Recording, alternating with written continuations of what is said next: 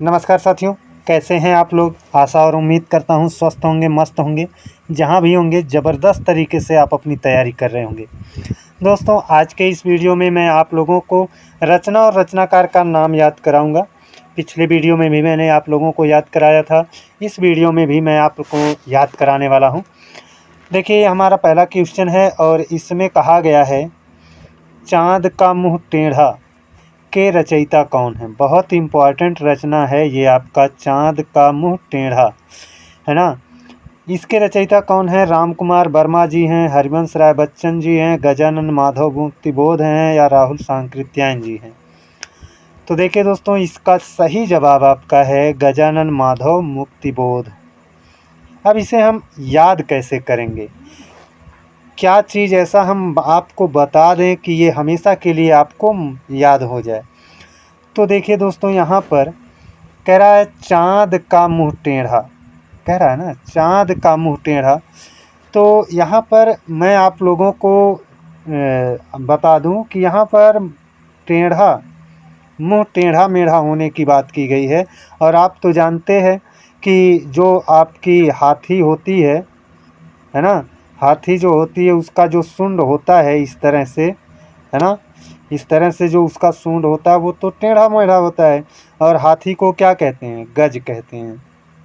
क्या कहते हैं? गज कहते हैं। इसका जो सूंड होता है टेढ़ा मेढ़ा होता है। सूंड आपका मुंह का ही अंग तो है। तो आपका यहाँ पर चाँद का मुंह टेढ़ा कहे तो आपके दिमाग में ये बात क्लिक होनी चाहिए कि मुंह टेढ़ा मेढ़ा किसका होता है।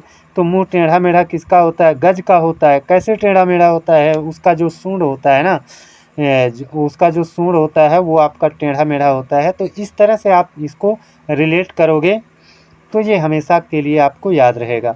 अब बढ़ते हैं अपने अगले क्वेश्चन पर। कह रहा है उर्वशी के रचनाकार कौन हैं? उर्वशी के रचनाकार कौन हैं? रामधारी सिंह दिनकर हैं, जयशंकर प्रसाद हैं। ये रामधारी सिंह दिनकर हैं, जयशंकर प्रसाद हैं, महादेवी वर्मा हैं, भारतेंदु हरिश्चंद्र हैं। कौन हैं? तो देखिए दोस्तों, यहाँ पर उर्वशी, मैं आपको पहले सही जवाब बता देता हूँ। इसका उत्तर है रामधारी सिंह दिनकर। अब मैंने इसे कैसे याद करके रखा है? मैंने ऐसे याद करके रखा है, जब उर्वशी आता है ना तो मेरे सामने, मेरे दिमाग में तुरंत आ जाता है ये उर्वशी दिल में बसी, है ना। किस में? दिल में बसी। और दिल को मैं दिन बना लेता हूँ और दिन से दिनकर हो जाता है ना। दिन से क्या हो जाता है? दिनकर हो जाता है। अर्थात रामधारी सिंह दिनकर इसका क्या हो जाएगा? करेक्ट जवाब हो जाएगा। एक बार फिर से सुन लीजिए, उर्वशी के रचनाकार कौन है? दिमाग में तुरंत बात, मेरे दिमाग में तुरंत बात ये क्लिक करती है, उर्वशी दिल में बसी। और जो दिल होता है उसको मैं दिन बना देता हूँ, दिनकर, है ना। दिनकर इसके क्या हैं? रचनाकार हैं। अब बढ़ते हैं अपने अगले क्वेश्चन पर। कह रहा है कितनी नाव में कितनी बार, कितनी नाव में कितनी बार के रचनाकार कौन है? आपके पास जो ऑप्शन है वो है रामधारी सिंह दिनकर, सूर्यकांत त्रिपाठी निराला, सच्चिदानंद हीरानंद वात्स्यायन अज्ञेय और ये भारतेंदु हरिश्चंद्र। कौन है इसका सही जवाब? तो इसका सही जवाब है ऑप्शन सी, सच्चिदानंद हीरानंद वात्स्यायन अज्ञेय। अब ये कैसे याद रहेगा? ये इस तरह से याद रहेगा, कितनी नावों में कितनी बार। अगर हम आपसे पूछें, है ना, मान लो आपका घर नदी के किनारे है, आपको नदी के उस पार आना जाना आपका लगा रहता है, और हम आपसे पूछें आप कितनी नाव में बैठे हो और कितनी बार बैठे हो, है ना। तो भाई नदी के किनारे हो, आपका रोज़ का आना जाना है, तो आप कहोगे कि ये जो पूछ रहे हो ना इसकी गिनती नहीं है, अर्थात ये अज्ञात है। अज्ञात अज्ञेय, अज्ञात अज्ञेय, अज्ञात अज्ञेय, इस तरह से आपका याद हो जाएगा। मेरे दिमाग में ये थोड़ी सी छोटी सी स्टोरी अपने आप बन करके तैयार है, आपको मैं सुना रहा हूँ। तो आपके भी दिमाग में ये स्टोरी निश्चित तौर पर बनेगी और आपके दिमाग में रहेगी। आप हमारी बात पर विश्वास करो या ना करो, लेकिन ये हमेशा के लिए आपका तैयार हो रहा है। तो कितनी नाव में कितनी बार, तो आप कहोगे कि भाई कितनी नाव में कितनी बार, ये तो हम तो इसके बारे में हम अज्ञात हैं। अज्ञात हैं मतलब अज्ञेय हैं, तो अज्ञेय इसके क्या हो जाएंगे, रचनाकार हो जाएंगे। अब बढ़ते हैं अपने अगले क्वेश्चन पर। कह रहा है परीक्षा गुरु हिंदी का प्रथम उपन्यास है, इसके लेखक कौन है। देखिए दोस्तों, ये जो परीक्षा गुरु है ना, हिंदी का पहला उपन्यास है। ये भी पूछा जाता है कि हिंदी का पहला उपन्यास कौन सा है, तो आपका उत्तर होता है परीक्षा गुरु।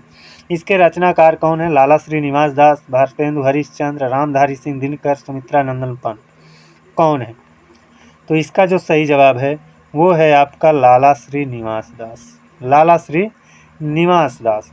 अब ये याद कैसे रहेगा, मैं आपको जो बताने जा रहा हूँ उसको ध्यान से सुनिएगा, है ना। आपको भले लगे कि ये याद नहीं हुआ, लेकिन ये स्टोरी आपके दिमाग में बन चुकी है, कोड ये बन चुका है और आपको निश्चित तौर पर ये याद है। अभी मैं आप लोगों को लास्ट में एक पन्ने लास्ट में आप लोगों से पूछूंगा, है ना, और देखना आपके दिमाग में सारी बातें क्लिक होंगी।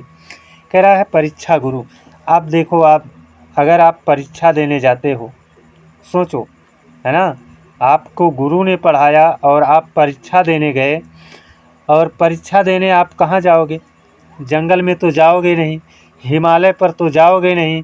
जब भी जाओगे वहाँ एक अच्छा सा मकान होगा, है ना, घर होगा। और जो मकान होता है, जो घर होता है, वो भाई क्या कहलाता है, निवास कहलाता है ना। वो क्या कहलाता है, निवास कहलाता है ना। मकान या घर को आप निवास स्थान या निवास कहते हो ना। तो परीक्षा देने जाएंगे, कहाँ जाएंगे, निवास जहाँ रहेगा वहाँ देने जाएंगे, अर्थात एक घर के अंदर हम बैठ कर देंगे। तो लाला श्रीनिवास दास इसके क्या हो जाएंगे, करेक्ट जवाब हो जाएंगे। अब बढ़ते हैं दोस्तों अपने अगले क्वेश्चन पर। ये देखिए अपना अगला क्वेश्चन, इसमें कह रहा है करुड़ालय निम्नलिखित में से किसके द्वारा रचित रचना है। करुड़ालय किसके द्वारा रचित रचना है। तो देखिए दोस्तों, इसका जो सही जवाब है वो कौन सा है, वो आपका चारों ऑप्शन आप पढ़ चुके होंगे। ऑप्शन सी इसका क्या है, सही जवाब है। अब ये कैसे याद रहेगा, बहुत आसान है याद करना। ये जो आपका करुड़ालय शब्द है, इसको पकड़िए, है ना। जैसे करुड़ालय का उच्चारण होता है, इसी के समान एक उच्चारण और होता है हिमालय। करुड़ालय हिमालय होता है कि नहीं, उच्चारण में समानता है ना। तो जब करुड़ालय आता है मेरे दिमाग में तुरंत हिमालय आता है। और हिमालय पर कौन रहता था, हिमालय पर भाई शंकर जी रहते थे, है ना। आप देखे होंगे सीरियल वगैरह में, शंकर जी पहाड़ पर पर्वत पर रहते हैं, है ना, पहाड़ों पर उसकी चोटियाँ वगैरह दिखती हैं सब।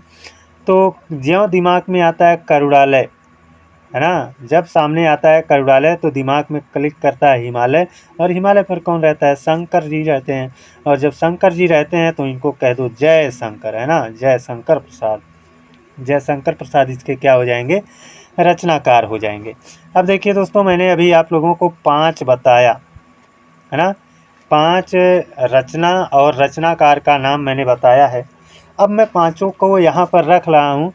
आप बताइए उर्वशी, उर्वशी के रचनाकार कौन है, उर्वशी के रचनाकार कौन है ना।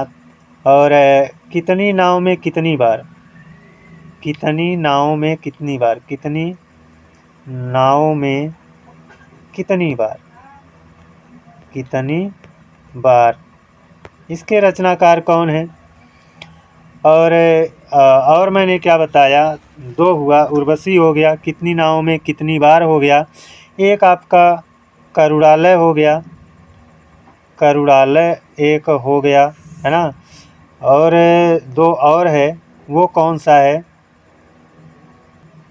उसमें से आपका एक है चाँद का मुँह टेढ़ा। क्या, चाँद का मुँह टेढ़ा। तो शॉर्ट में बहुत लिखेंगे हम, है ना, क्योंकि मुझे हाथ से लिखना पड़ता है और हाथ से लिखने में अक्षर बड़े बड़े हो जाते हैं। तो चाँद का मुँह टेढ़ा, चाँद का मुँह टेढ़ा। और एक और है, उर्वशी हो गया, कितनी नाव में कितनी बार, करुड़ालय, चाँद का मुँह टेढ़ा, एक है परीक्षा गुरु, परीक्षा गुरु। अब आपके दिमाग में सारी बातें आएंगी। उर्वशी के रचनाकार कौन है, अभी मैंने क्या बताया, उर्वशी दिल में बसी, दिल को बना लिया दिन, और दिन से हो गया दिनकर। रामधारी सिंह दिनकर हो जाएंगे। चाँद का मुँह टेढ़ा, है ना, मुँह टेढ़ा मेढ़ा किसका रहता है ना, गज का, गज माने हाथी, है ना, गज का रहता है, गजानन माधव मुक्ति बोध हो जाएंगे। और ये कितनी नाव में कितनी बार, भाई आपसे कोई पूछेगा कितनी नाव में आप कितनी बार बैठे हो, तो कहोगे कि भैया हमको तो मालूम नहीं है, गिने तो है नहीं, अज्ञात है। अज्ञात है तो अज्ञात को अज्ञेय बना लीजिए। अज्ञेय मतलब सच्चिदानंद हीरानंद वात्स्यायन अज्ञेय हो जाएंगे। करुड़ालय, करुड़ालय के रचनाकार कौन है? करुड़ालय ज्यों आया त्यों दिमाग में हिमालय। हिमालय पर कौन रहता है? शंकर जी रहते हैं, तो जय शंकर, है ना, जयशंकर प्रसाद हैं, जयशंकर प्रसाद। और ये है आपका परीक्षा गुरु। आप परीक्षा देने जाते हो तो कहाँ जाते हो? तो आपको मैंने बताया, आप निवास में जाते हो। लाला श्री निवास दास इसके हो जाएंगे। इसके कौन हो जाएंगे? लाला श्री निवास दास हो जाएंगे। दोस्तों ये पांचों तो आपको याद हो चुका होगा। यह वीडियो जो हुआ है ये आपका कुल मिलाकर 11 मिनट का हुआ है। अगर 11 मिनट में आपको 5 रचना और रचनाकार का नाम याद हुआ तो ये बहुत बड़ी बात है। ये छोटी बात नहीं है, बहुत बड़ी बात है। और मेरे पास टाइम भी नहीं रहता है, और ये जो कोडिंग की जाती है ना, इसको लेकर के बड़ा मेहनत करना पड़ता है, तो टाइम भी नहीं रहती है और मेहनत ज़्यादा करना पड़ता है, इसलिए ज़्यादा क्वेश्चन नहीं हो पाए आज। लेकिन मैं प्रयास करूँगा कि ज़्यादा क्वेश्चन हों, बना पाऊँ मैं ज़्यादा क्वेश्चन। तो आज के लिए बस दोस्तों इतना ही। अगले दिन आप लोगों से फिर मिलते हैं एक नई वीडियो में। तब तक के लिए जय हिंद, वंदे मातरम।